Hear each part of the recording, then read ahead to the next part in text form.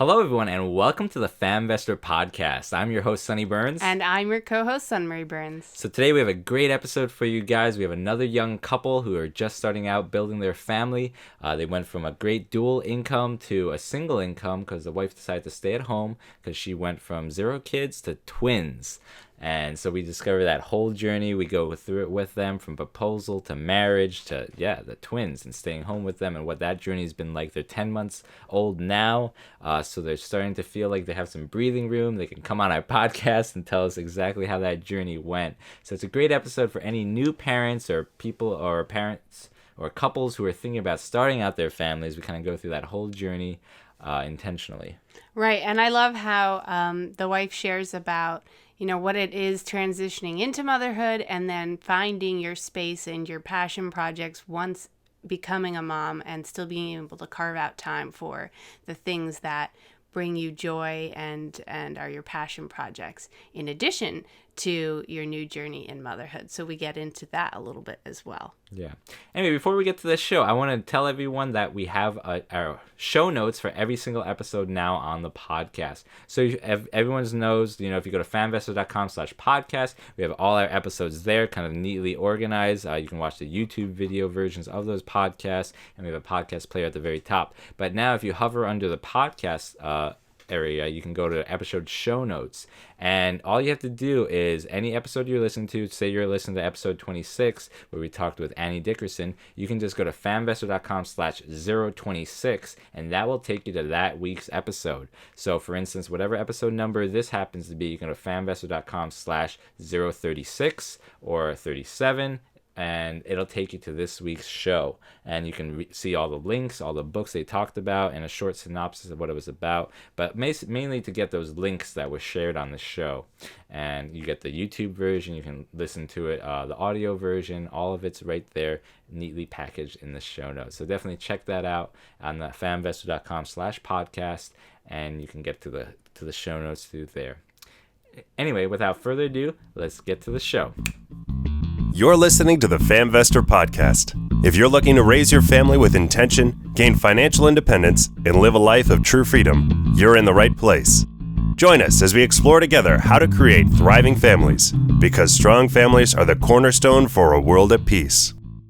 Hello, everyone, and welcome back to the FamVestor Podcast. We're really excited today because we have another set of young parents with us. We have Kayo and Jesse, and they are also fellow federal employees, just like I am, so it's really cool to talk with them. We kind of ran into them 3 years ago by chance at a baby shower, and we've kind of kept a little bit in touch throughout the years, but when we found out that they were going from no kids to twins, I thought it'd be great to interview them on the show. They seem to be very intentional parents and intentional thinkers and planners, so kind of wanted to find out from them what changed, and going from like a dual income to a single income, and especially the change from just a couple to now, having 2 sets of kids and everything that entails. So everyone, let's welcome to the show, Jesse and Kayo. Thanks for coming on. Thanks for having us. Yeah, super excited to have you guys today and digging into your life story. I guess to start us out, why don't you tell us a little bit about your background? How did you guys meet? How long have you been married? What do you do for a living? And How old we'll are you guys, too? Yeah. Well, he's 2 years younger than me, so I'm 29. You're 27. Yeah. And nice. That's like us. I'm 2 years 31, older. 29. It's funny. I keep meeting people with the exact same split, and the female in the relationship tends to be 2 years older. It just happens that way. It's better that way. It is. It's a sign that that's going to be a good couple success. Right. it's that secret formula. Yeah, we met through a mutual friend. It was at a pool party, like a summer barbecue party almost, right? Yeah, it was really funny. So I saw her at the party, and she was wearing this beautiful sun hat that I think she still owns. I do. It's downstairs. That's a keepsake. That's what got you married. Yeah, okay. How we read the KonMari book, or he read it, but the KonMari book exists, and I keep on wanting to get rid of it. but he wants to keep it. So that's That That brings me sounds- joy. It's that one Sounds like- thing, right? That she talks about that too in her book. There's a couple of things that she hangs on to. Because, You can put it on your shrine at home. that's right. Kind of memories. Yeah. Yeah. So I looked across the party and I saw her in her sun hat, and time stopped. And I walked over there and I said, "Hey, I'm Jesse. I'm Warren's friend," because it was a work thing for Warren, and Warren was our mutual friend. I said, "I'm Warren's friend. What are you into? What are you interested in?" And no matter what she said, I was all about that. If she said, "I'm into go-karting," oh, I've been go-karting. That's great. I'm into paintball. I've never been paintballing. We should go sometime. No matter what she said, I was prepared to be all about it. What did you tell me, Kayo? You know, I know the script, but I'm pretty sure I didn't say that. I tell this story a lot. Like, I'm pretty sure I didn't say that, but apparently I said nothing. I'm interested in nothing. Oh, wow. You said, "Oh, nothing really." Okay, that sounds more like me. I said, "Oh, nothing really. I kind of, watch Netflix sometimes, and I dabble in this and that." But I mean, like, I could have worked with Netflix. Yeah. Okay. But so she said nothing, Mhm. and I thought she was shutting me down. Oh. So I walked away, and I hung out with Warren, and we were hanging out, and she spent the whole night talking to this guy Greg in Japanese, because they both speak Japanese. I said to myself, "Oh, she's dating Greg." And I got in the car as we were leaving, and I turned to my friend Warren, and I said, "Warren, Kayo is a really attractive girl. She seems intelligent, da-da-da. It's a shame she's dating Greg. Otherwise, I'd make a move." And Warren busts out laughing. And I say, "What's so funny?" And he says, "Greg's gay." I get her number through Warren, and the rest is history. Yep. So you were Just willing like to do that. nothing with her. Do Yeah. nothing. Our first date was Guardian of the Galaxy. Hey, He liked nice. it. I did not like it. Within the first 10 minutes, I was hooked. I think it's a great film. And she said, "There's a talking raccoon." In the first 10 minutes, there was a talking raccoon, and if I seen it in like a, I don't know, commercial or something, I would not have gone to Guardians of the Galaxy because I wanted something like the Avengers, right? And then I'm sitting there, and there's this talking raccoon, and then there's Groot, and I'm just like, well, this is clearly a kid's show. Clearly he's not into it. Maybe I should apologize and we'll walk out. And I'm looking at him, and I'm like, maybe he's into it. I don't know. So I just sat there, and I sat there. And it was great. I really enjoyed it. And then we got pizza, and it was good. So Nice. I think that's the start of our relationship. There you go. Thank you, Guardians of the Galaxy. So you had the first date, and then what happens there? What does this progress to? We were dating for about a year. And then we got And engaged. yeah, we got engaged, and she was very big into because she doesn't have any family in the area, but my family lives 10 minutes from where she ended up buying her house. It's one highway exit. And so she got really involved with a lot of my family stuff, and I was still living with my parents at the time. So she gets along great with like my mother and everything. And so she got along really well with my family. And then eventually she had kept talking about how it was important for her to be the one to propose. She didn't want to be proposed to. She wanted to be the proposer. I remember this. And I 100%. And then she kept asking me, "Well, what do you think the right length of time is for a couple to get engaged?" And I said, about a year, I guess, like minimum, right? For you to get to know each other. And then for our 1-year anniversary, she foots the bill for this big vacation where we went on down to the Shenandoah Valley in Virginia to go hiking, and we got a nice hotel, and it was nice. And the very first night, they brought champagne and strawberries to our room, and it Wow, was Jesse, great. you got a good catch here. That's what I did, man. I'm the trophy husband. You know how it is. And it's just lovely and great. And that's day one. It's a 3-day weekend. And day 2, we go hiking. Day 3, we go hiking. And around the end of day 3, she's like pacing the room back and forth. And I'm like, what's going on? Like, do we have reservations I don't know about? Do we have to go? Because it's kind of a hassle with the GPS not working because we're in the middle of the woods. I'm like, so, okay, well, like, do we have to go somewhere? Are we missing our reservations? Oh my gosh. And then that's when I I don't know, like that's when I popped the question, right? Right? And I was planning to do it way beforehand, like maybe day 1, day 2. There was a moment. Jesse, did she get on one knee for you though? She did. You know, I'm not going to settle for anything less. I went in there thinking, listen, it's Shenandoah Valley. It's beautiful. We're going to go hiking. I'm sure there's going to be like picturesque places, you know, all over the place. I don't really have to plan. I'm just going to go there and wing it. So we're hiking, and A, it's really cold. B, there's surprisingly a lot of people out hiking. There was a Boy Scout troop following us the entire time. Right. Get away, kids. I'm trying to propose. And I'm just like, oh my gosh. And also, there was a point where I'm like, okay, this is a nice overlook. There's not many people around. Jesse, why don't you come closer? And I was freezing, and I'm like, I'm not doing this. And then you also said you were afraid of heights, right? Oh, I didn't want to say that bit on camera. We all know now. No secrets here. It's fine. So, is that really? No, it's fine. Okay. So that plan was a bust. So then it was day 3 or day 4. It was like the last day, right? And I'm just like, well, everyone expects me to propose during this trip because I've already asked his parents and everything. So everyone expects this. So I'm like, I have to get this done. But I'm like, well, there's no more hiking trails left because, well, I mean, like the daylight is limited. So I'm like, okay, well, I have to do it here, which is not really romantic, which is not what he wants, but he still wants the proposal, right? And I just, it was just a lot of stuff. It was the perfect proposal. It was just a lot of stuff. I was just like, it's stressful. Yeah. It's stressful, right? Being the one who has to pop the question and prepare where you're going to do it and how you're going to do it and whether it's going to go over right. I think that's a lot of pressure. And make it memorable for the other person. Yeah, that was a pressure I didn't have to deal with.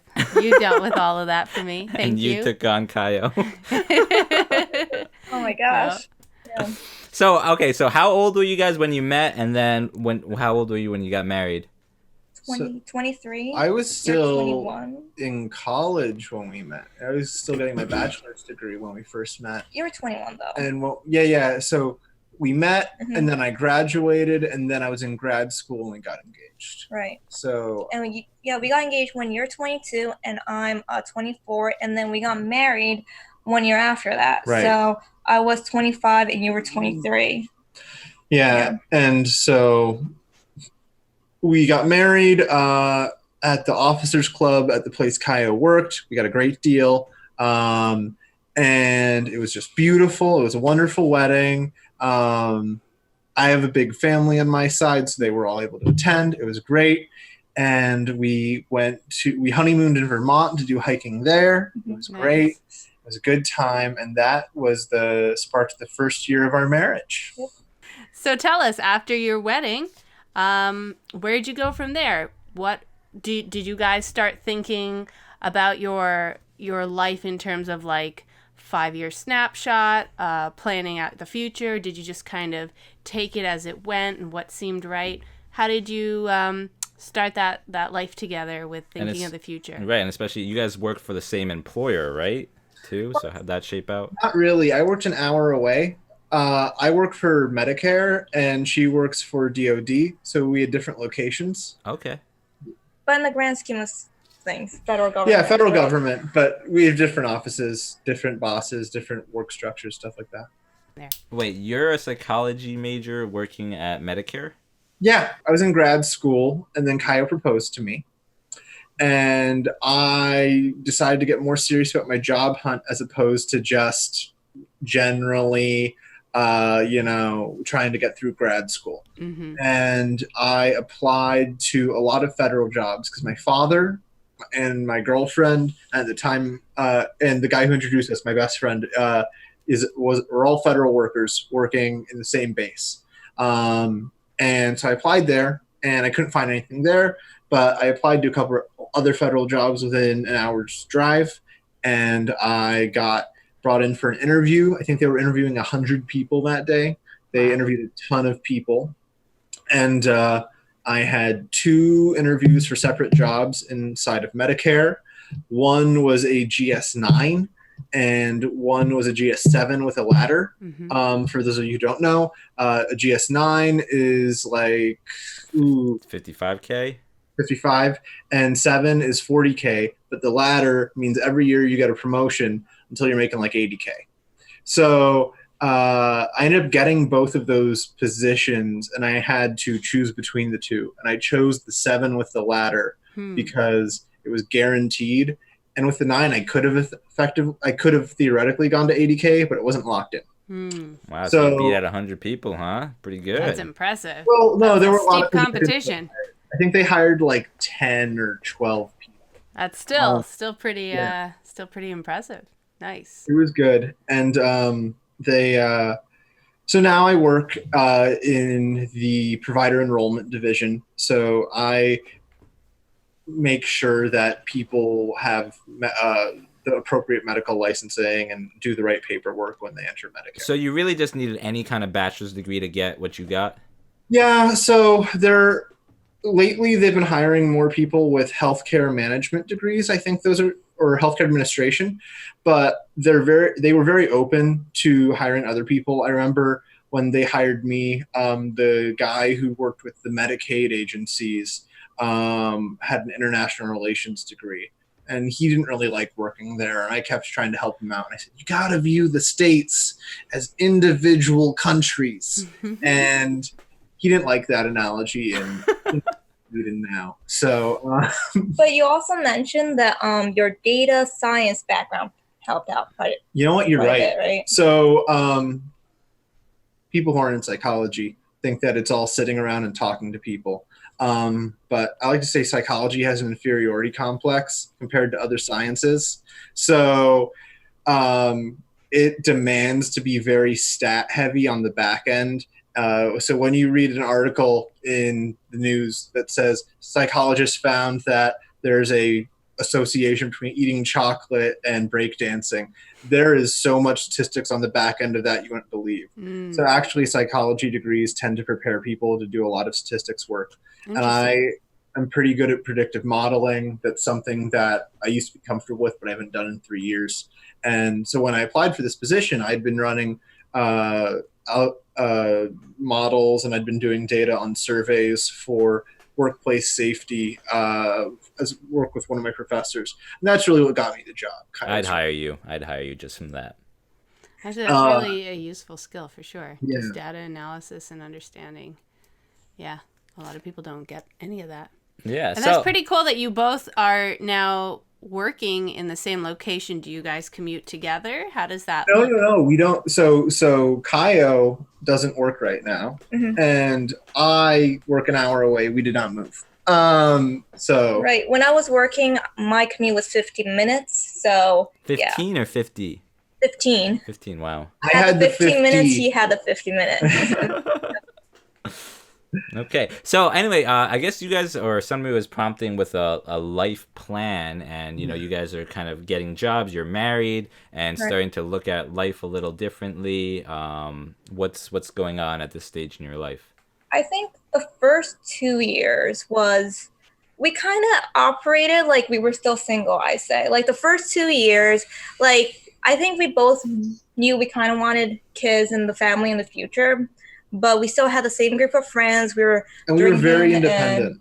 Right. By that he means like our finances were pretty much separate, and we kind of carried on. We had like a joint account where we pull money in for mortgages and joint expenses. But aside from that, like we had the paycheck went into our own account, and then we just pulled in money. So we kind of carried on like we were still single, and we were, just kind of same as we were living separately almost. So I think that was the first 2 years of our life, I say. But I also think that during that period, we did start to align on goals better. I have a very distinct memory of Kayo was the first one who kind of got me interested in the financial independence world and that sort of world. And she came to me one day and said, "Oh, you got to read this Mr. Money Mustache guy. You got to read about the FIRE community." And I remember there was a wedding for one of her friends, and it was in North PA, so it was a good drive for us, a couple hours. And we were in the car driving, and beforehand she'd been talking to me about it the week before, so I downloaded a bunch of podcasts to listen to. I think we listened to like 4 hours worth of content, and that for me is like the start of just beginning to merge our life plans together. She's like, okay, so she wants to do this FIRE thing. What does that even mean? What is financial independence, retire early, right? And beginning to understand what the 4% rule means and all this stuff, and being able to have those types of conversations about, well, we should use Roth IRAs. Are we saving as much as we can? And beginning to look that way. And FIRE was something I've been interested in ever since I graduated from college and I got a job. But it was something that was difficult for me to really, I guess, take action on. The only step I took until he came on board was just to save money. But I didn't have save money and put as much as you can into retirement account. But aside from that, I didn't have a separate retirement account. Well, not retirement account, investment account aside from that. So, I mean, so I just put in money into my TSP, lived, I don't want to say frugally because I spend money on things that I value, like clothes and things like that. But I guess. Well, intentionally. Right. Well, you weren't living paycheck to paycheck. You were saving money, living below your means. And you had a plan on how to divvy up your money responsibly. Why did, after graduating college and starting to work, why did that idea of financial independence, retiring early, attract you? Well, because I don't think I require much money to be happy. So I'm like, okay, I can spend more money and be, I guess, a little bit happier, but it's not going to change much. So what am I going to do with all this money? And ever since I was little, I was raised to be a saver, but I was really stumped with where that money was really going to. So I had the bank account, the numbers increasing. Well, great. I don't know. It just kind of seemed pointless unless there was a goal. And financial independence was a way for me to tie it to a goal, to something I was already doing. So that kind of really helped me, I guess, keep on keeping on. And Jesse, for you, when Kayo brought this idea up to you, was it kind of revolutionary for you, or had you also kind of been a saver and thinking that way anyway? How'd you grow up? Yes and no. I grew up, I remember growing up, I was a saver. If I got money for Christmas or whatever, I would put it into my wallet, I would save it for something, and I wouldn't like to spend it. But also, once I was making enough money, once I was making a whole $40K a year, right? And my wife was making, I think you were 13 at the time, so my wife was making the real bank. And so I was not making 13, but okay. Okay. But my wife was making the real money, and so we were in a position where we were very comfortable, and so I was spending on every little trinket I could come across on Facebook when I'm scrolling through. So I was not being responsible at all. And it wasn't until that point where we kind of had some kind of goal or target that I was even really willing to save more than the 5% match in my TSP. And I think the first year of marriage is difficult for anyone. And for us, that was definitely difficult to stand by and watch for me. But I couldn't say anything because we agreed right from the get-go our finances were separate and we'll pool our money for our joint expenses. And I was fine with that. So it was, so we were definitely sort of on a different page until that point. Well, that was your idea, Okay. Right. We talked about how to do finances, and she said, well, I think we should do our separate things. I've worked really hard on my finances, and she had a great credit score. She was in a great situation. And she's like, I want to, keep working on my own thing. I think that's really admirable. And she wanted to keep that. Yeah. Yeah, that was me. I was like, let's keep things separate, baby. Hey, to each his own, that definitely can work depending on your situation. But it sounds to me like after you had gone through those first 2 years and you're discovering these different tendencies in one another about spending habits and money management, then you start to make a mental shift of thinking, we really need to get on the same page here, whatever that page is going to be. So it sounds like, Kayo, your sharing with Jesse a little bit more about what your hopes are for the future in terms of planning finances. And you got him into the podcast, learning about financial independence. Did that spark other plans on how to jointly start planning out your future going forward? Yeah. So right after listening to this podcast, he started this Excel spreadsheet that charted, the 7% rule, the 4% rule, how the money increases over time. And Can you guys, just quickly describe 4%, 7% rule? Yeah. So I don't know what the 7% rule is. It's the annual return. Mhm. But a lot of the financial independence community online talks about something called the 7% rule, and basically they take the S&P 500, which is a pool of 500 very large companies in the United States, take the average of what it's yielded over the last 90 years. I think it's around 7% adjusted for inflation. And then the 4% rule set is the result of a academic study in the retirement research community that is kind of old. And it basically says the expected withdrawal rate for a 30-year period can be 4%, where you're kind of safe to live off that money for a good 30 years if it's invested in a certain way. There's a lot of asterisks. I encourage your listeners to look it up. So like if you have $1 million in your 401k and your retirement account, you could expect it to grow on average at like $70,000 a year or 7%. Yeah, and you 7%. should be able to safely withdraw $40,000 a year or 4%. Yeah, that's a great summary. I kind of get over technical sometimes with this stuff. That's all right. Yeah, no, that was a good explanation. It's definitely, so I guess that's the root of financial independence planning is finding what that magic number is for you and figuring out what percentage you can live off of. So you started thinking about this and you started to chart it. And where did you go from there? So, in the beginning, I mentioned that until I met Jesse, I pretty much just, I guess, saved what I could, but I put it in the TSP. I didn't have a separate Vanguard account or anything like that. But I think that Excel spreadsheet really built momentum. So he had this Excel spreadsheet. I was like, oh, that's cool. I'm going to start plugging in my numbers also. And that really sparked a lot of the momentum behind our savings, I think. So we both opened our own Vanguard account. We bought our own investment stuff on top of our TSP contributions, right? I remember then the big debate. So previously the big debate was, Jesse, why aren't you saving anything? Just spending it on those Facebook, Amazon Prime boxes. I keep right, yeah. And it was a lot of Kickstarter stuff, man. Gotta support those Kickstarters. Yeah, I'm a patron of the arts. No, it was a lot of Kickstarter stuff. But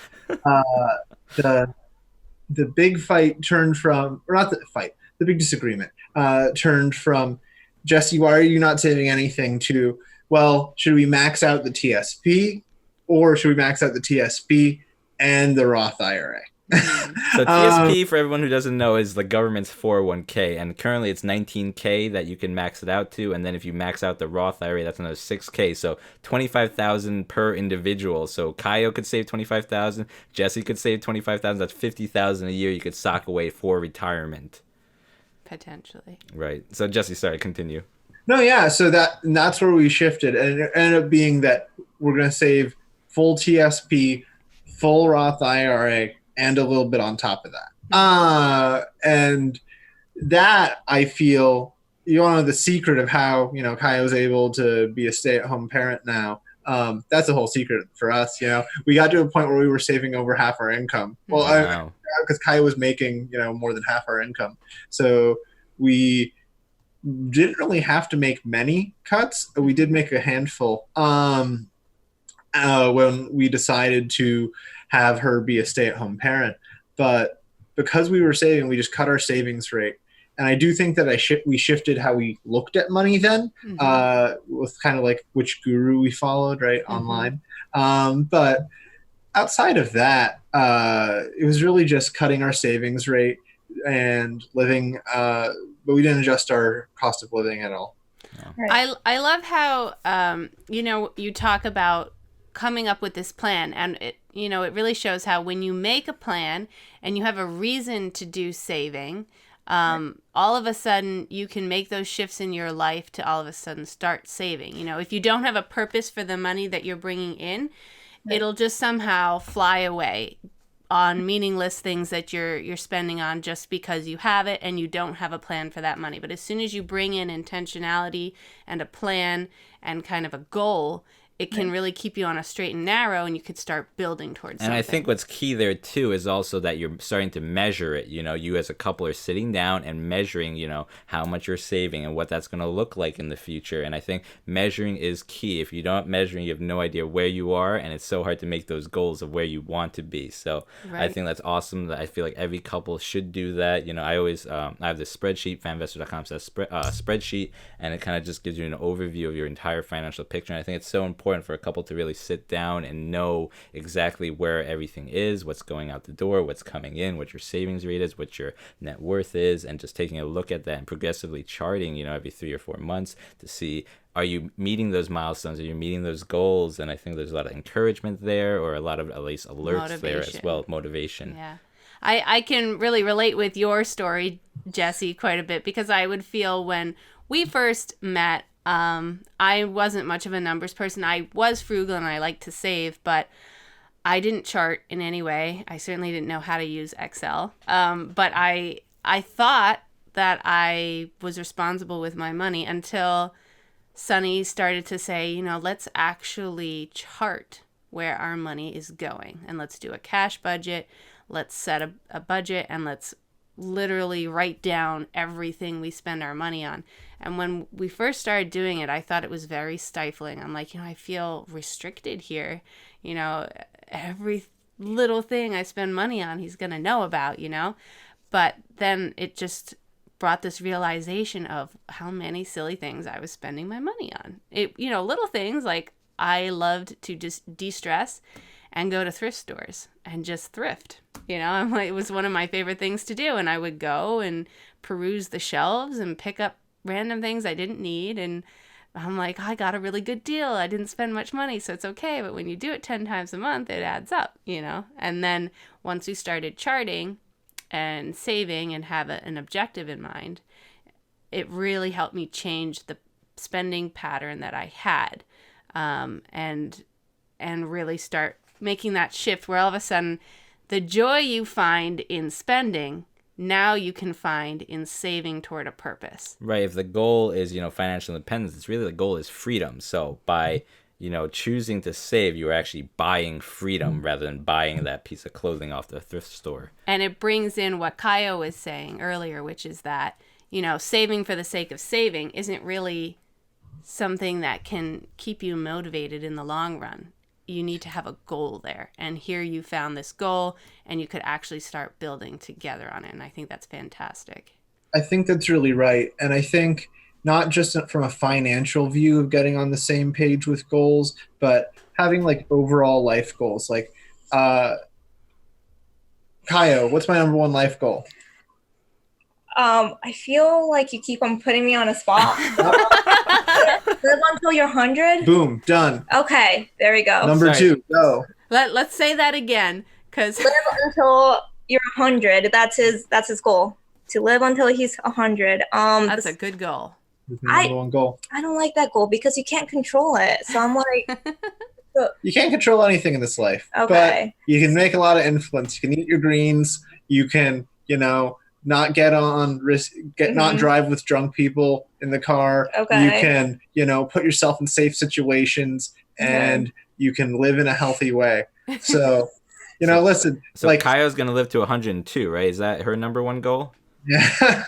I don't I figured 80 was a good lifespan. Like that's well, my she's takeaway. older than me, so she can make it say a little. You're cutting yourself short. I have a list of about 30, like very specific, measurable. I'm still interested. What else are they? What's number 2? Okay, we're gonna keep going until she can't get it anymore. But it's props that she got 1. Okay, is it like save $1 million? Close. Is that it? No, it's the inheritance for you. Okay. Okay. So it's some kind of, either with the 4% rule or with rental properties, make sure she's taken care of when I die somehow. And generally right now that's covered mainly through life insurance, but yeah. And then we could go down the whole list, but they tend to be, there's fitness related goals. There are finance-related goals like what we already mentioned, and pay off the house.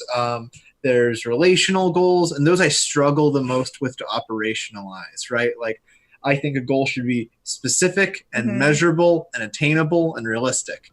And so, like, how do you say, I want to maintain a good relationship with my father, mother, and brother in a way that's as clear and measurable as I want to have a paid off house, right? You know, I can't look at a spreadsheet and show a stranger on the street, look, I have a good relationship with my brother. Well, you can say, like, you know, you have dinner with them once a week and stuff like that. So that's what I settled on, that sort of thing. And do you both have these goals, or is it just Jesse that's making these life goals? Putting her on the spot so she can work on her list. I have a list also.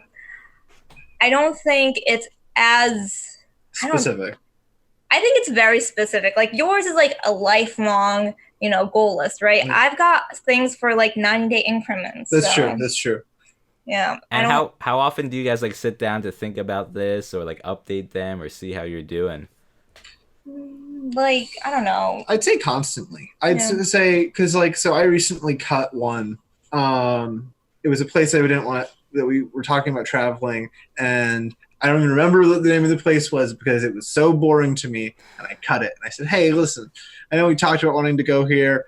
I don't really want to go here. And so it was on our lifelong list of places we want to travel. I said, it's not really worth it. And we talk about her short-term goals constantly, because I kind of, ever since she left her office, I feel like I'm kind of her office coworkers. So like, as she's working on her projects, it's always interesting, and I get to provide some feedback. Right. Yeah. You want me to talk? Okay. Ever since I stopped working, I was like, okay. Well, the first 6 months with the babies, a blur. I got no sleep, nothing. But then they started sleeping through the night around the 6-month mark. So I'm like, okay, I've got time now. What do I do? Well, I've always wanted to write. So I started writing here and there, and I started following 20 books to 50K.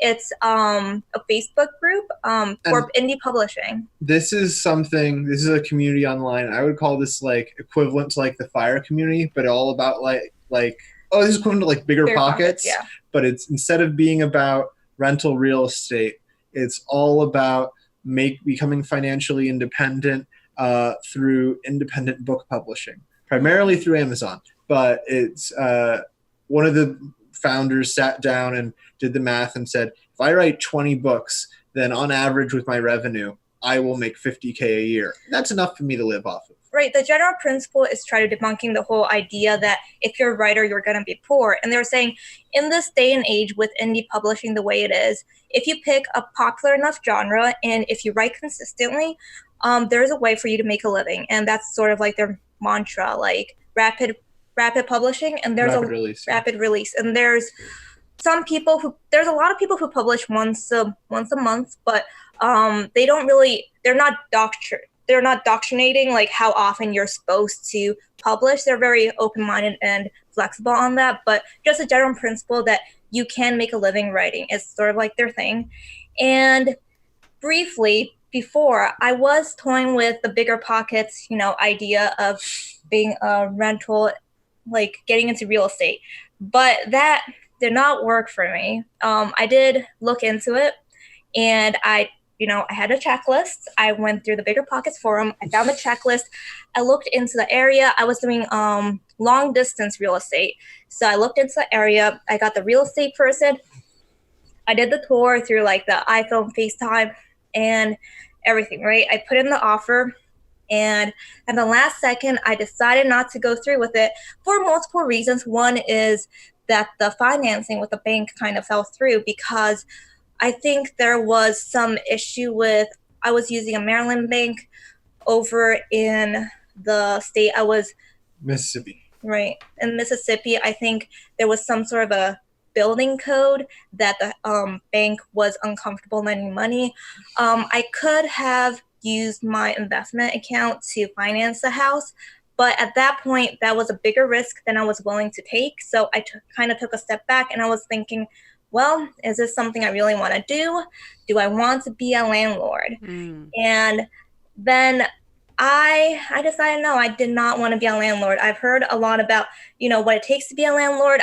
If push comes to shove, I could do it, but I don't think as a person I would enjoy it because I'm an introvert. It's such a stereotype, but I don't like talking on the phone with contractors and dealing with all that. I'm not good at planning, as evidenced by my proposal. I'm like, I'm just going to show up and I'm going to do it. We'll see how it goes. So, landlording, I feel like that's a big hurdle, especially long distance. So indie publishing seems more like my job. Like, I'm just going to make something, plop it out there, see how it goes. That's why I like coding. There's a lot of room for error, and I can always revert back to the previous model. So indie publishing, it's like you're writing your own like ebooks, or these are actual physical books, or it's both, and maybe even make an audiobook version and putting it out there, and you're writing all this content that you're releasing. Right. Audiobooks are huge right now. Mm-hmm. That's the hot topic in the community on how there's a new market so right now I'm doing ebooks. That's how I'm kind of testing the market. Eventually I want to put in paperback, but paperback is only popular for certain mediums like children's book, for instance, or nonfiction. So mainly paperback is only for me to pat myself on the back saying, look, I have a physical copy of my book. Look, it has my name on it. But mainly if you're looking from a business perspective, ebooks is definitely where you want to hit, and also audiobooks. So, yeah. How long have you been working on this, and do you have something out already, or? Tomorrow. Whoa. I've been working on it on and off. But my first book that I wrote, I was going to put a quotation on it, is launching tomorrow, November 30th. Oh, exciting. But that's awesome. Yes, it wasn't as long as I wanted to be. That's why I wanted to put a quotation on it, because I was going to go for the novel length, which is 40,000 words. But it ended up being 35,000, so kind of undercut myself there. But I figured I'm gonna put it out there, see how it lands. I put surprisingly a lot of effort into it. Like a lot of their mantra is, don't be a perfectionist, just put something out there, and that's kind of their motto. And I tried embracing it, but I feel like I did put a lot of effort into it. More so than I wanted to admit. Well, I think that shows in the level of the book. What's it called? So it's called Not a Happy Witch by Jenna Moreau. It's a young adult paranormal romance academy book, which is very hot in terms of like this niche genre. If you have kind of like Twilight. Twilight meets Harry Potter, because you're in like this academic setting. And I wanted to write young adult, and when I was a kid, I liked reading Princess Diaries. So I started rereading that series, and I tried to sort of go with that sort of tone of voice. So we had so many talks about how Princess Diaries wrote this sentence. I want to write a sentence like this. Right. So is this because Princess Diaries is written from the perspective of a woman, a girl writing in her diary, right? So, and then she'll switch between third and first person in a way where it's like, okay, well, I feel this way now, and this happened. And then how those sentences flow from a technical point of view. Right. Wow. I can do first person. I can do third person. And I'm reading this book, and I'm like, as a reader, okay, I get what's happening. But as I'm writing it, I'm like, I feel like I'm switching from third person not third person. What am I saying? Past and present. Past and present tense, back and forth. And I was like, this is just, next time around, I'm just going to stick to one. I'm just going to either write present tense done or past tense done. Well, that's not going to work, Why? Well, I mean, like, after this trilogy is the sequel, you already have the pre-order up. After this trilogy is done, baby. I love the fact that, you had a very stable career as a federal employee, as an engineer, doing something that was quite lucrative. And then into the picture, which we haven't jumped too much into yet, but I definitely want to delve more into, comes the realm of parenthood. And you become a parent, and that's when you made the decision to stay home. And once you got used to the new role in parenthood, you found this freedom to be able to pursue passion projects, something that actually really got you excited and has you, really interested in what you're working on. And that's really, I think, at the core of where financial independence, retire early lies. And that's in that it's finding that place, that fulfillment in something outside of a 9 to 5, and finding the freedom to give you the time to pursue that. So I'm hearing from you that this is a place you've achieved, you've gotten to, you've stepped back from that job, you found a way to adjust your lifestyle so as to create the freedom to give you the space to be able to do this passion project, which in your case is writing. And I think that is fantastic. So digging back a little bit further before we get there, tell us about the kiddos. So you were working, you both were working actually. Then I guess you came to the decision you wanted to have kids. How did that pan out? And tell us a little more about that. Yeah, so it was actually Kayo who was I like to say she's the steering wheel and I'm the engine, because one theme you're going to see a lot is she comes up with an idea and then I go forth and we make it happen. And I get like the technical information of like, okay, well, this is what the 4% rules is. Oh, they were talking about that on that one thing I read one time. Okay, cool. So she's the steering wheel. So she said, hey, I think we've been married for a while. I think it's good for us to have kids. We were talking about it. I want to have 2 kids before I'm 30. And that was a big goal. I wasn't too prescriptive about it. I want I want to start the childbearing process by the time I'm 30, but I wasn't too prescriptive about the numbers. So and at this point, how many years were you married and living together? 1. For when we started, yeah. Right, yeah. Because our first pregnancy was a miscarriage, which was very tough for us. And then we didn't try again for another couple months. And then both times we were fortunate enough, we were blessed to get pregnant right away.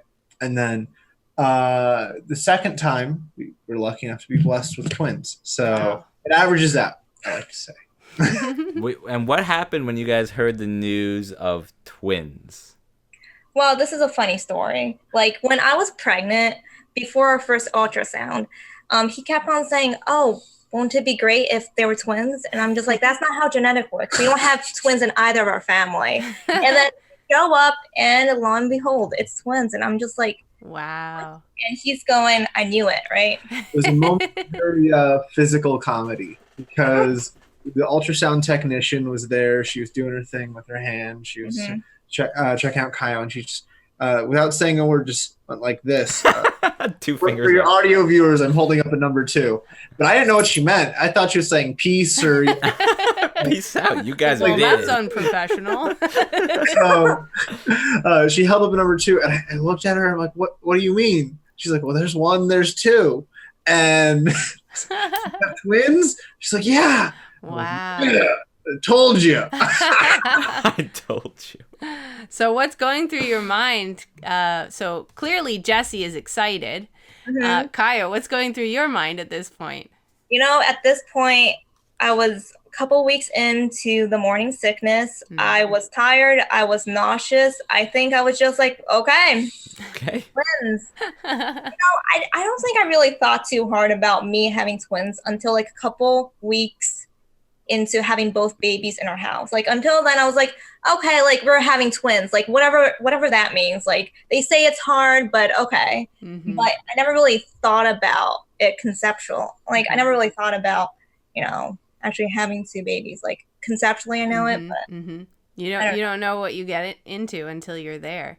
Right. So you had identical twins or you had boy and girl? What was the So the type of twins we had were die, which is the safest type of twins. And those twins are not identical. They have separate egg sacs and everything. And they end up being a boy and a girl. So Kayo was very adamant that, Kayo, as I'm sure you can tell, likes to buck the gender stereotypes, likes to buck the trend. So she said, I have a little girl. That's going to be my oldest. My oldest should be named after me if it's a girl. I should get a junior. So, yeah, the girl is Kayo Jr. Nice. And then, of course, if Kayo gets a junior, and we have a boy in the same go. Jesse Jr. too. Yep. So, there you go. Well, that kept the coming up with the names pretty simple. Just I also turn to your feel own though name. if we ever have a third kid, like we'll actually have to be creative. Right. We'll Kai have to come up Jesse. with anything. Some combo name. Right. Wow, very exciting. So here you are. You've discovered you're having twins. You come to the place, you're saying, just sort of going along for the ride until the big day comes. You have your precious babies, and then you bring them home, and then what? How is your life impacted by 2 rather than 1 newborns in the house? Tell us how that is. I would rewind a bit first because, twin pregnancies and first official pregnancies were really tough. I would say, obviously everyone's healthy now. So it wasn't the toughest pregnancy in the world, but it was, in my opinion, among them. It was a pretty tough pregnancy. And it was, I think, the 30-something week ultrasound or check-in that we went to, and we had gone into the hospital, and the doctor said, "Oh, I think you have preeclampsia." And for those of you who don't know, that basically means the baby is taking too much, for lack of a better term, I'm not a doctor, life force from the mother. And the baby's fine, but it can be very damaging to the mother. And with 2 babies, it was really bad. And there was a lot of evidence of it. And the doctor eventually said to us, "You're not leaving the hospital until we get these babies out of you." And that sparked a week of being in the hospital. So you legitimately could not leave the hospital? Yeah, I was, well, if I said, I'm leaving, I'm sure they really couldn't have, forced me to stay, but they say you are officially our patient, and our medical opinion is to have you stay here until you give birth to the baby, so we can monitor your blood pressure and make sure the babies are, their heartbeat is fine and your heartbeat is fine and all that jazz. Wow, at week 30, and typically, giving birth at the 40-week mark, so 10 weeks, 2.5 months to go. 30-something. I just don't remember what it is. Like 34, 36, maybe. I think with twins, people say 36 weeks is considered full term. Okay. And this was our 33rd week appointment. Yeah. Okay. And before then, to paint the picture, first trimester, I was nauseous all the time. And I was like, every second I'm conscious, I am nauseous. So I was in pure misery. And then week 20 hits, and I think I was okay. I wasn't nauseous anymore, but by that time I think my back was hurting a lot, so every time I stood up, like, my back hurt. So it was not a fun time. And then the 3rd trimester, I'm just blowing up, I'm just swollen everywhere, and I'm like, this is not a fun ride. So we were talking earlier, you said, "Oh, wouldn't it be great if we had twins?" Twins are really tough. In that way, I feel at like least. every pregnancy is different. Like, people have had singleton pregnancy which is like much worse than me. Like, so I think you can't really judge a pregnancy. Right. So yeah. So you had preeclampsia in the, I guess, 3rd trimester, and they kept you in the hospital. And then what happened from there? Were you induced? Because you said that they felt it was urgent that the babies, be born. There was a day where they came in and said, "We can induce you, or you can have a C-section tonight." And we decided with a C-section, but yeah, there was a lot of thoughts that went into it. It was tough. It took about an hour. I'm lucky enough to have an aunt who is a labor and delivery nurse, so we spent a lot of time on the phone with her, and she really helped us sort through some of the stuff. She's like, "Well, I haven't been in this job in a few years, but this doesn't make sense, and this makes more sense." And yeah, we decided C-section. It was just, at that point, I was just done with it. I'm like, I am done with surprises. Like, we're going with a C-section. Hopefully it's easy enough. And then it really did help. The preeclampsia goes away as soon as you have the child, and we were out and around another week. So we spent around 2 weeks in the hospital. And then we brought home these babies, and our kids spent a couple weeks in the NICU, which frankly, I'm grateful for. Some people say the NICU is very scary and traumatic, and it is scary.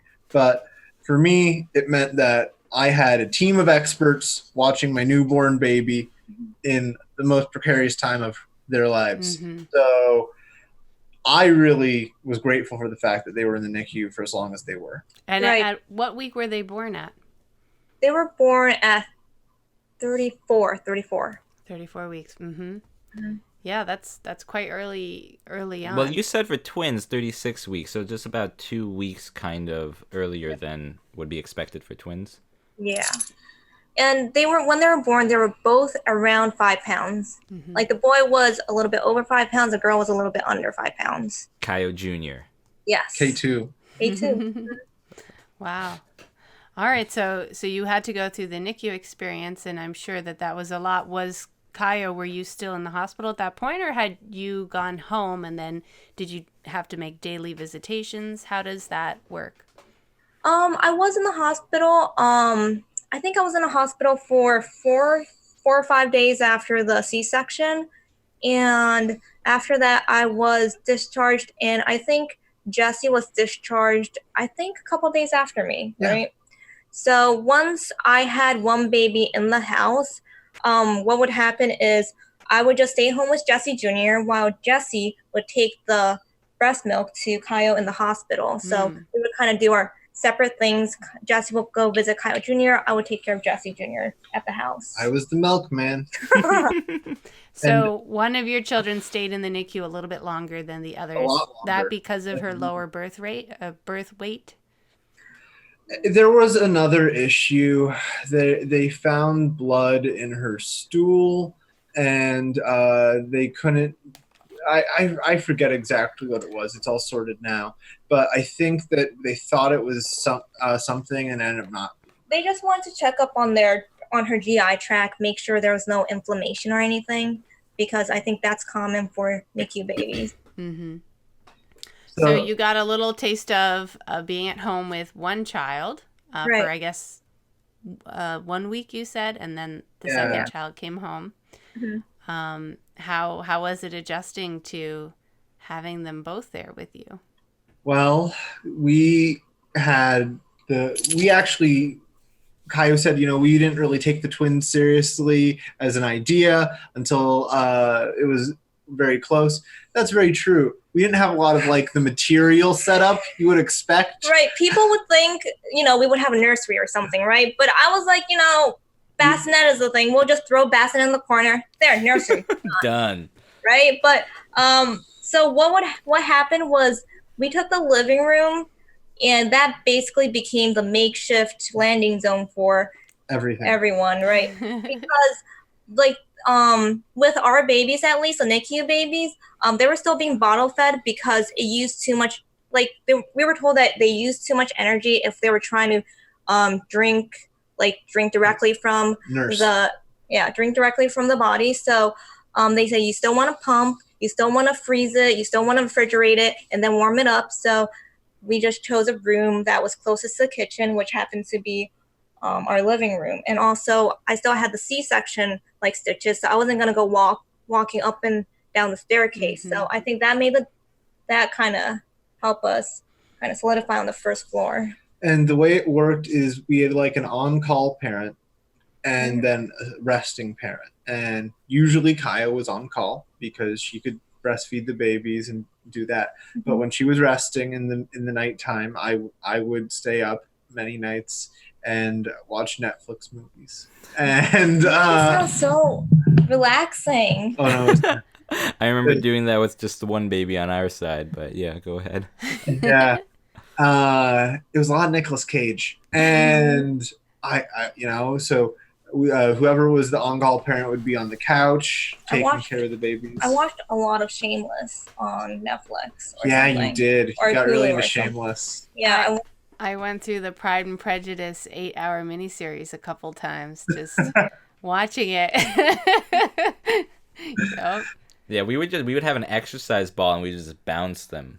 just bounce them and watch. We'd sit on the ball and bounce because standing and rocking your baby gets exhausting, and we found the exercise ball to be helpful for that.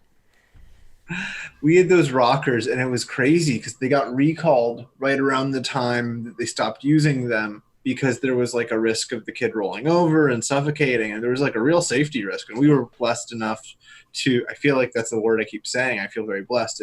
But there was a real safety risk, and we were blessed enough that nothing happened, but we got a recall. The sleep and play. Yeah, for the sleep and play.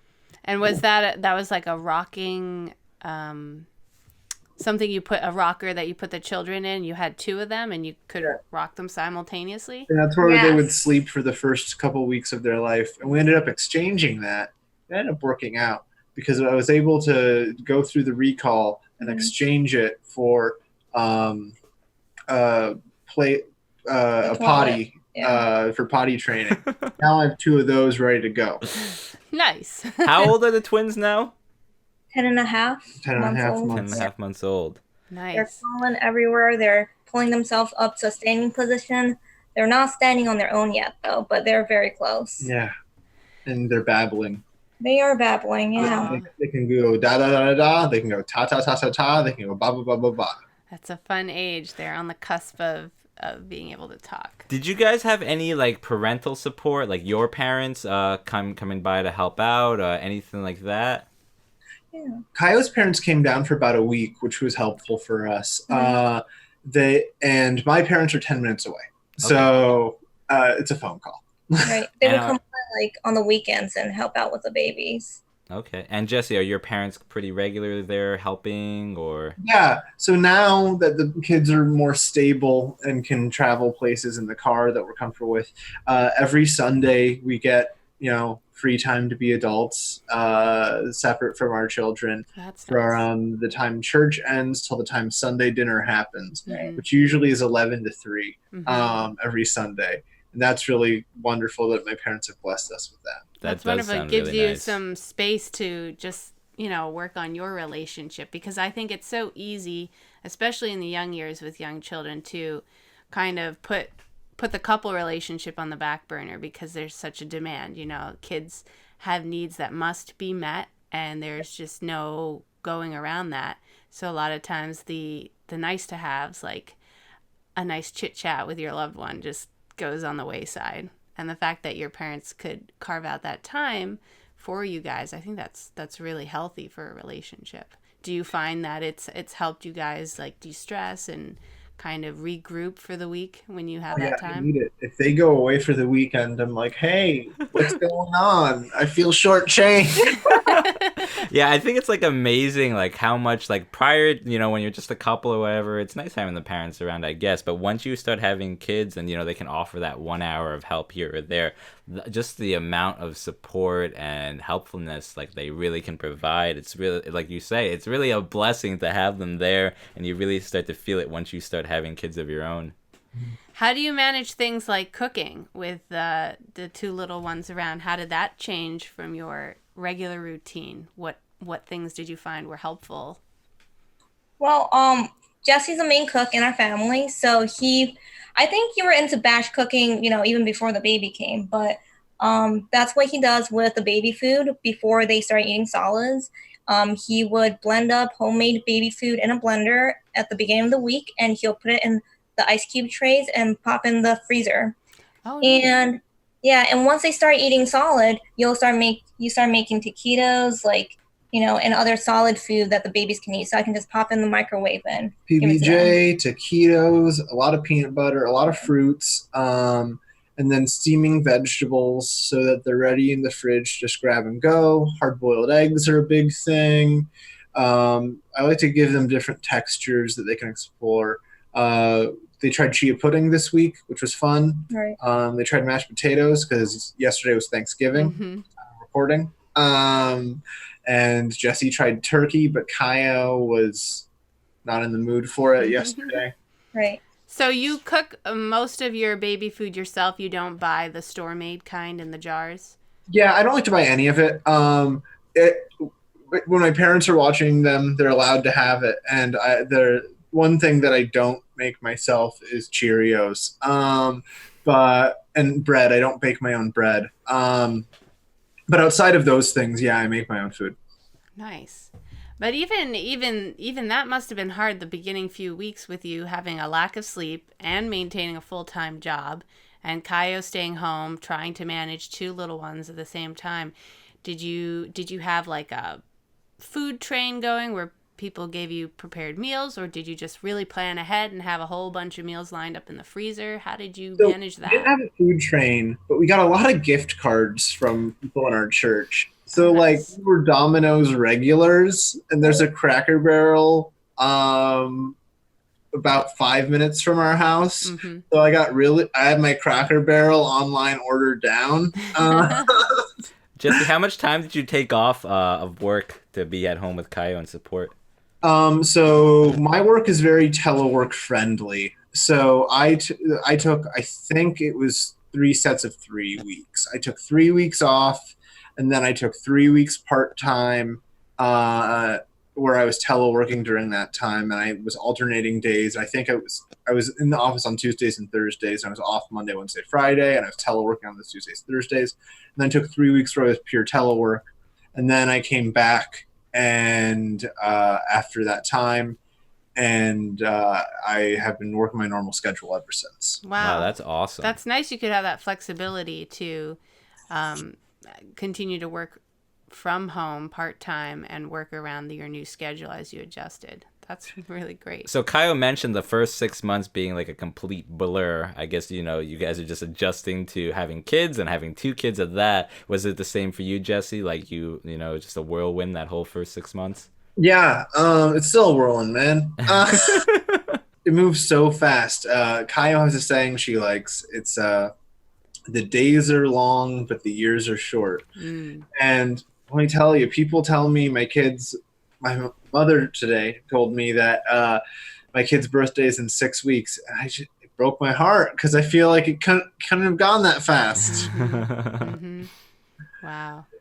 Yeah, I think that's very true, especially at the younger months, that they're just, they need so much. And so your day becomes, in a way, tedious, where you're just like taking care of basic necessities and just trying to survive and get through the day. But the days do go by really fast, and before you know it, they're 1 year old and they're walking. Almost 5 for us now, our eldest. Jeez, it's crazy. Yeah. So it sounds like you take health very seriously. You worked on creating a healthy nutritional diet for the kids when they became of age to eat solids and baby foods, so that they can surpass your goal and live past 100. Yeah. What other decisions did you make in parenting? How about with diapering? Are you traditional cloth diaper? How do you manage all that? Does that fall on one parent or the other? Do you take turns? We're doing traditional diaper, and when you're home, you usually change all the diaper, right? But when it's just me and the babies, I change the diaper. But I think that's good. Yeah, I think that's accurate. And aside from that, in terms of parenting style, I read the blogs for Montessori. I think that's the hippy dippy parenting style that everyone is into right now. And I do read the blogs, and I kind of I like the idea of it, and I'm trying to mimic it, but I don't know. The other day, they're at an age where they're using sippy cups, or they should be using sippy cups. So I hand them this little shot, the glass shot glass, where and put a little water in it. And if this was a Montessori style thing, I would say, hey, drink from the glass. You don't need the sippy cup as sort of an in-between step. And Jesse takes it and pours it on the carpet. And I'm like, okay, well, I expected that. That should happen. That's fine. And Kayo does the same thing. And after a couple of days, I'm like, okay, maybe we won't do this. So in terms of parenting style, there's a couple things I try. And sometimes I try after waiting a week or two. But I don't know. I'm not really focused on one specific thing. Mm-hmm. Mm-hmm. You're just trying to navigate it and figure out what works.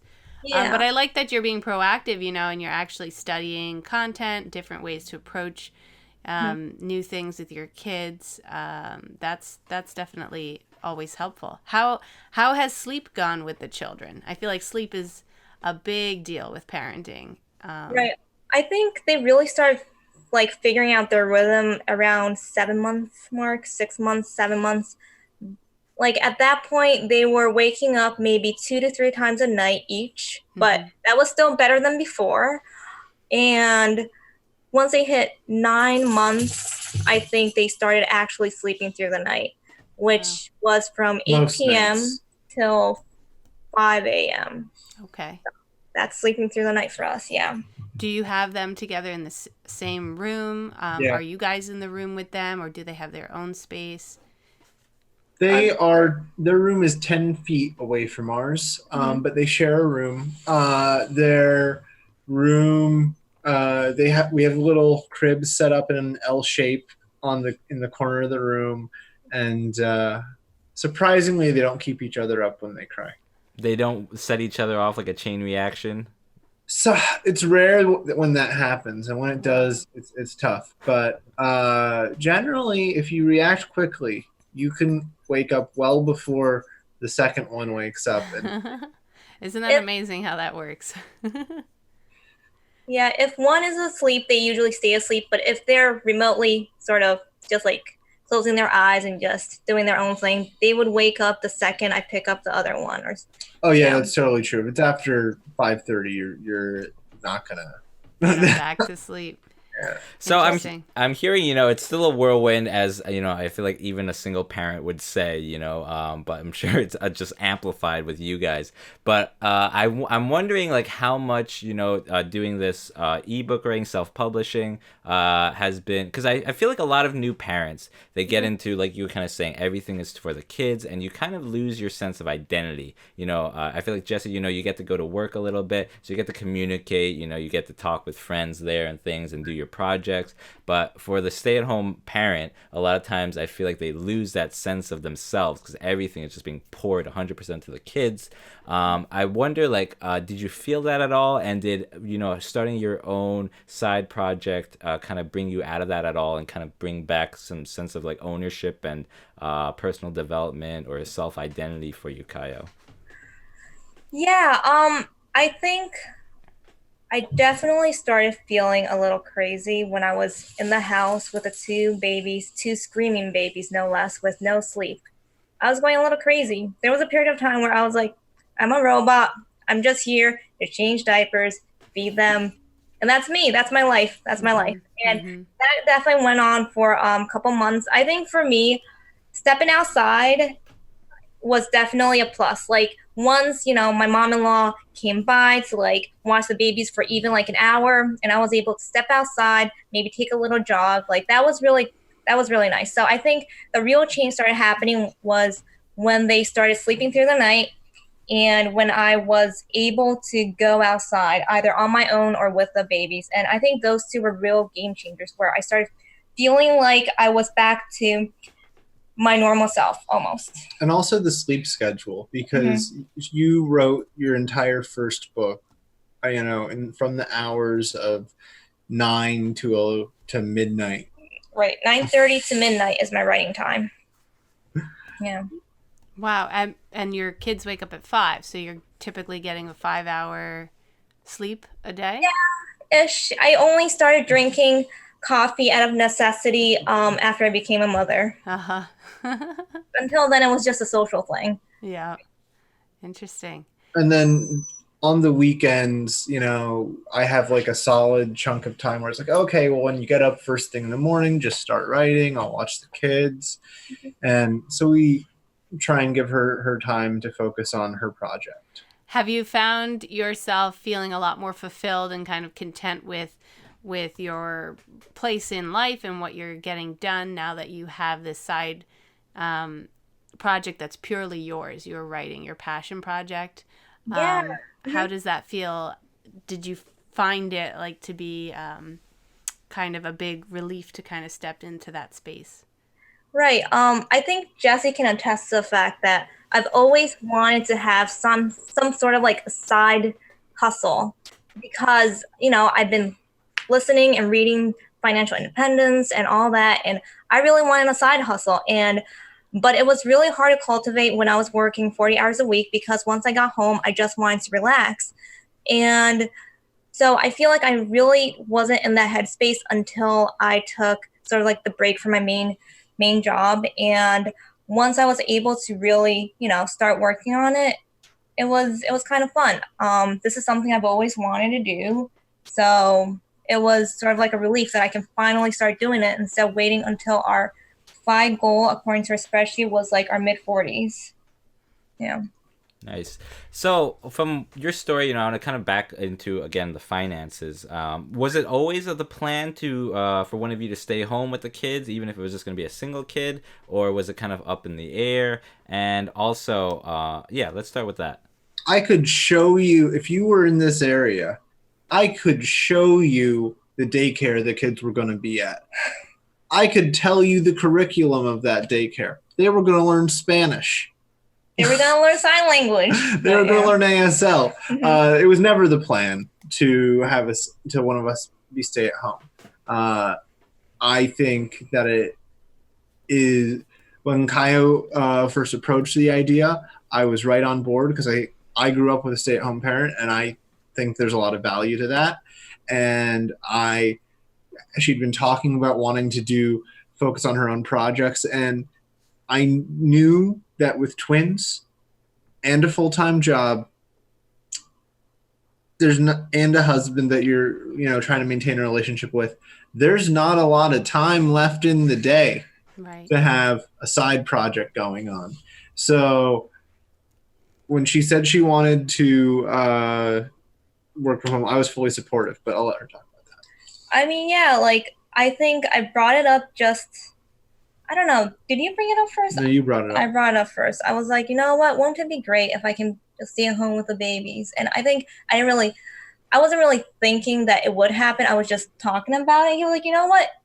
If you want to do it, we can swing it. And then it took a couple months of thinking about it to really make that decision, because I like that idea of staying with the babies. I think it's very fulfilling. I like the life I live now, but until now, I've always been about, I studied so that I can get a job, and I got a job so that I can get a paycheck. And once I got a paycheck, it's all about, maximizing the paycheck somehow. So, and we had the Excel spreadsheet and everything, and, going down to a single income somehow felt like it went against everything I sort of, all the guidelines I was living up to that point. So it was definitely some context switch that I had to work through. But, in the end, we were talking about intentional living, and I was like, well, what's the kind of life I want to live? Well, I want to stay home with the babies, and I want to have a creative pursuit. And, that's that. So sometimes we sit down, when we're having a dinner, we talk about if you have $1 million, if money is not an issue, what kind of life would you live? And, I would say, well, maybe we might be living in a different sort of area. Maybe, we can see, Big Sur. It would be Big Sur. Okay. Well, he has a specific place, but what I was getting is, I'm I probably won't change this lifestyle. I would still be hanging out with the kids. I'll still be writing because I like writing. And there's nothing much I am willing to change. So I think that makes it a right decision. That's really cool. I feel like it's cool that I feel like a lot of people feel trapped that they can't even make that decision. But I feel like a lot of that decision, it could be a real possibility and something you eventually did, because, you were living below your means. You guys were saving, half your income essentially and pouring it into the retirement accounts. And so you were kind of just living off one person's salary already anyway. So you knew it was a realistic possibility. I feel like a lot of people don't feel that, that it's an option. It's they're just kind of trapped into knowing that, they need the two incomes to survive. So it's kind of cool how you walked us through that. Right, how you set up your lifestyle that allowed you to make that choice when you realized you wanted to make that choice. Yeah, and I think, Kayo was talking about how the spreadsheet said mid-40s we're going to retire, And that's true, but also I was talking with someone. We have a fire community meetup in the Maryland area. I was talking to someone about it, and they said something to me that was so broke the glass for me, and it said, some people do fire, and it's all about your own choices. Because some people do fire, and it means that both members of the couple retire. Some people live a life as an individual. They're not even a couple, so it's just about them.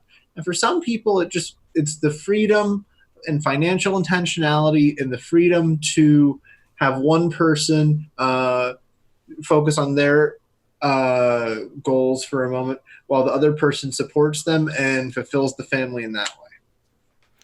So one thing I want to kind of dig into regarding family finances, you guys kind of started off in the episode sharing about how you kind of decided, you got married, but you kind of wanted to keep the individual finances. How did that evolve kind of going forward, now managing the kids' expenses? How did that look? So we started off with what I would call a 3-account system, not counting retirement savings. And it was basically her paycheck goes into her personal savings. My paycheck goes into my personal savings. And then we sit down at the beginning of the month and we write off what we expect to pay in our joint budget, things like our mortgage, things like groceries, whatever. We cut that number in two. We send that number into the joint budget. Mm-hmm. And if it's a joint expense, we use the joint card. For everything else, use your own card, figure it out. Interesting. And that was very much how we started. And that made absolutely 0 sense once we went down to a single income, right? Because then nothing would be coming into Kayo's bucket. And I feel 100% that she has every right to every penny I make as I do to hers, and it's completely equal. So then I shifted where my paycheck was going to our joint account. And we still have a 3-account system, but now a much smaller amount of fund money goes out to the private accounts. And again, you do whatever you want with that. Right. Yep. So you kind of reverse the system where the majority goes to the shared one, and then you give yourselves an allowance into your private ones that you can kind of spend as you please, rather than the other way where you had your finances going to your individual accounts and then carefully calculating what goes into the joint one. Exactly. And I like that a lot better. Also, now we use YNAB, which I am not being paid to say this. I love YNAB. It's great. It helps us out a lot. Previously, in our previous life, we would often overdraft our joint account by things like grocery bill being unexpectedly high because I saw a fun recipe on Food Network that week. And that was a really common occurrence. And now with YNAB, we are routinely 2 months in advance for everything, which is great. And I'm a huge fan. What is YNAB? Oh, YNAB is a app. It's called stands for You Need a Budget. And it is my favorite budgeting software. I hear people recommend it all the time.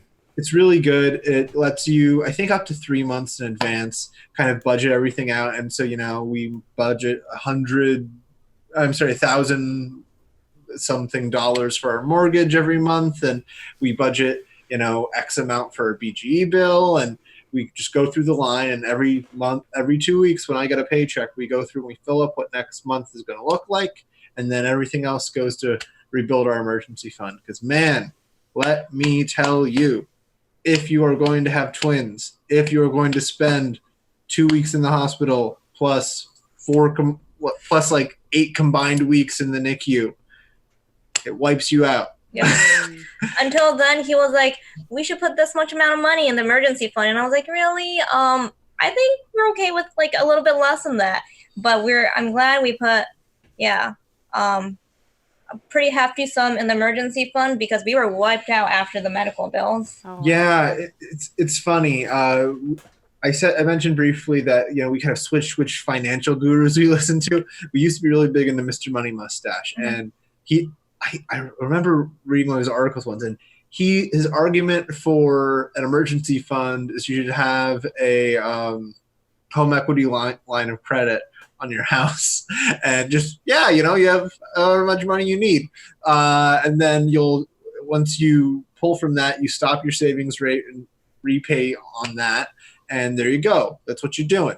As opposed to like, the Dave Ramsey emergency fund method. And I found a lot more comfort and success with the second one than the first, which I just think is a little too seat of the pants for my tastes. Mm-hmm.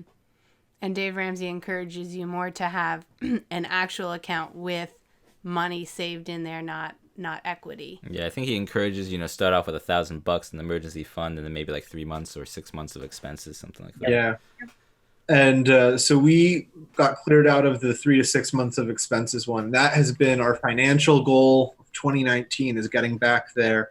And I actually need to talk to Kayo about this because we just got my paycheck, and we'll be able to clear it out today. Wow, awesome. Nice. So you're able to have replenished what you needed when you had the babies initially.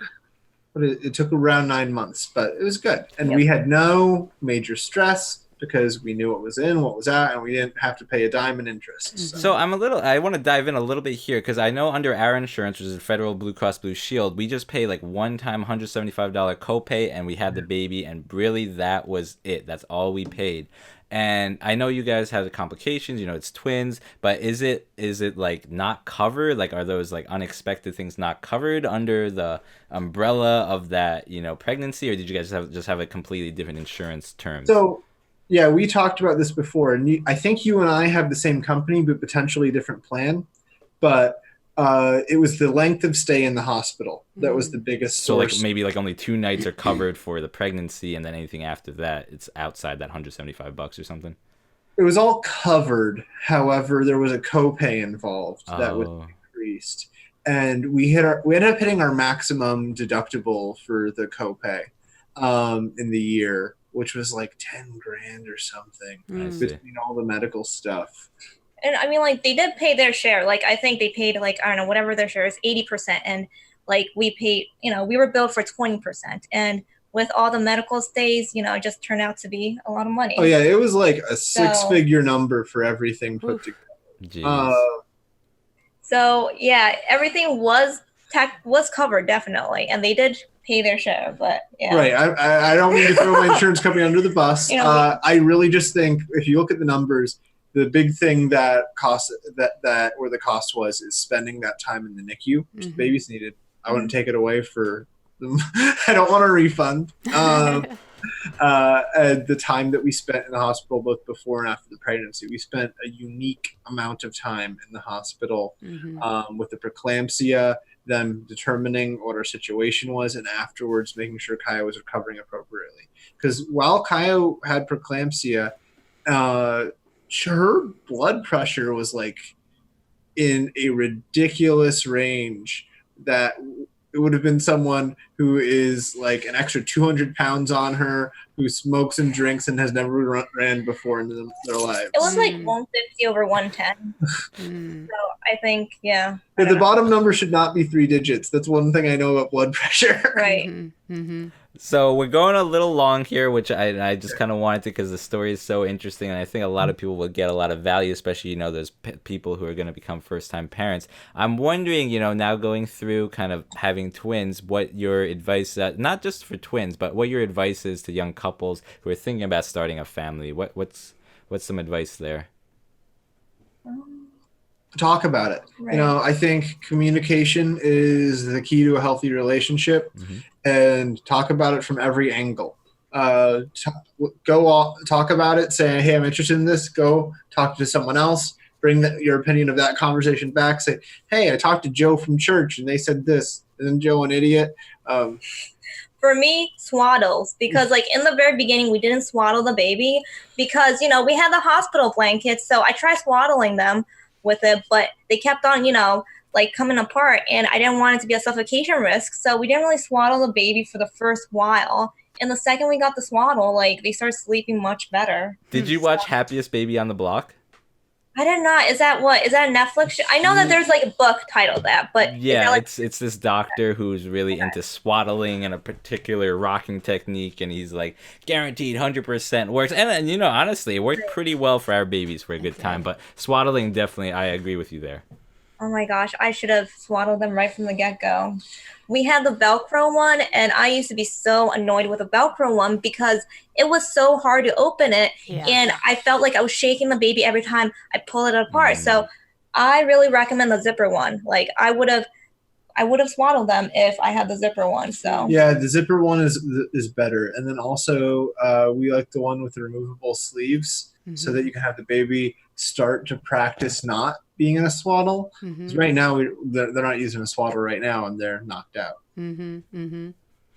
Did you find any particular parenting resources useful, like any books that you read or tips that you received that were like golden nuggets for you? Or any resources in general for your lives? Yeah, so one book that I found especially helpful was actually gifted to us by a friend of ours, and it's called The Wonder Weeks. And it goes through every week, every major milestone week for the first period of pregnancy, of childbirth, not pregnancy, I'm sorry.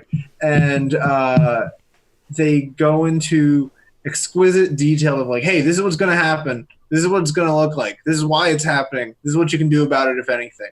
Because like one thing I remember is babies gain their sensory ability at a delayed rate. So like there's going to be a week where your baby's able to see beyond 3 feet for the first time. They're going to freak out about it. And like, because yeah, that's crazy, right? So roughly this is, I'm not going to say the week number because I don't remember, but this is the week it happens, and this is what they're going to do. And maybe get some black and white cards, put them on the other side of the room. The baby will be fascinated. right, yeah, that was a great book. Yeah. Oh, interesting. The Wonder Weeks. I don't think I've read that one. Anything from you, Kayo?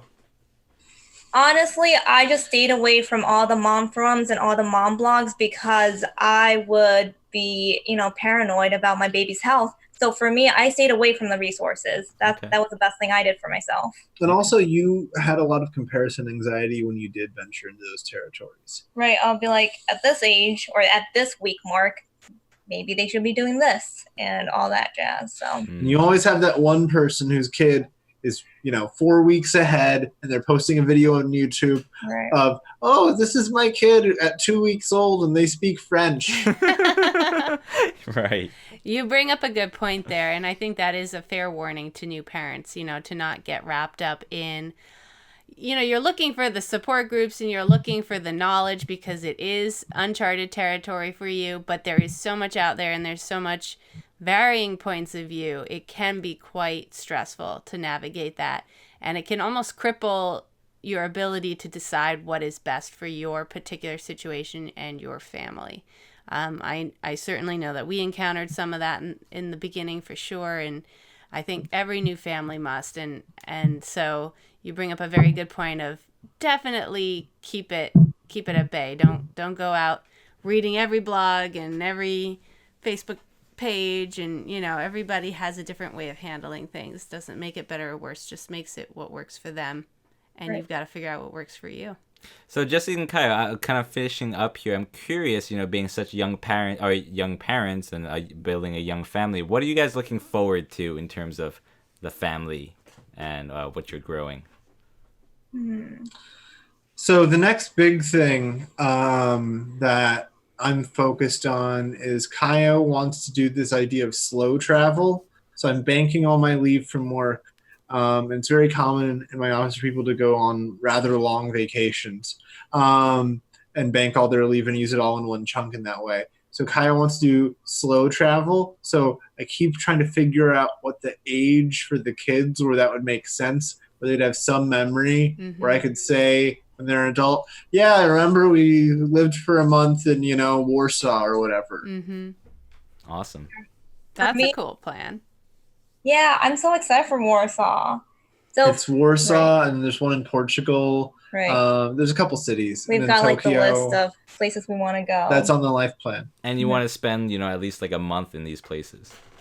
Right, because I get there, I'm usually jet lagged. Then the first day I spend it watching YouTube videos, and then because I want to unwind, and then I'll start exploring the city for a couple of days. And if I want to hit up a couple cities in that area, then I think I will take your time.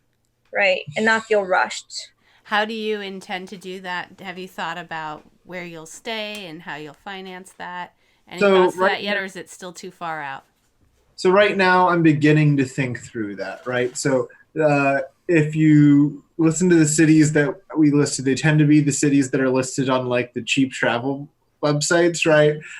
So like Warsaw is a big example of that. And then so we look at Airbnb a little bit, but we're not planning on doing it this year, and for sure, what is it? It's November now. But so we're definitely not doing it in 2019, and maybe 2020, but probably 2021 realistically. Right. So then, any rates we look at are going to be changing dramatically. So it's really just more the idea of how much it's going to cost and getting that lined up ahead of time and understanding, so we have the same level of expectation of how it's going to look like and stuff like that. Mm-hmm. Well, Jesse, Kayo, thank you so much. What do you hope people kind of get a feel for, an understanding of when they hear, or get inspired about when they hear you guys and your story? I think inspired to communicate more about finances, especially early on. But I think sometimes it's easy to talk about finances when you have sort of like an event that happens, like childbirth or something like that. So I don't necessarily think they need to rush it either. So I don't know. I feel like everyone should just like take their time at their own pace, whether it's, having kids or whether it's talking about finances. Like, sure, they can talk about it early, but like if one is going to be super stressed out about it, then, maybe they should just kind of keep their own like finances separate until they want to talk about it. So I don't know. I feel like everyone should go about it at their own pace. What about you?